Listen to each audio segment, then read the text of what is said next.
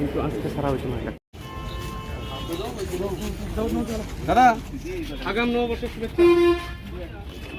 মধ্যে আপনারা জেনেছেন যে আমরা ভারতের গণতান্ত্রিক যুব ফেডারেশন এবং উপজাতি যুব ফেডারেশন দুটা রাজ্যব্যাপী 3 দফা দাবির ভিত্তিতে আমাদের কর্মসূচি চলছে। প্রত্যেক দিনেই আমাদের পদযাত্রা থেকে শুরু করে ছোটো ছোটো সভা চলছে এবং তারই অঙ্গ হিসাবে আমরা আজকে বিশালগড় বিভাগীয় কমিটি ডিওয়াইএফ এবং টিওয়াইএফ এই দুটি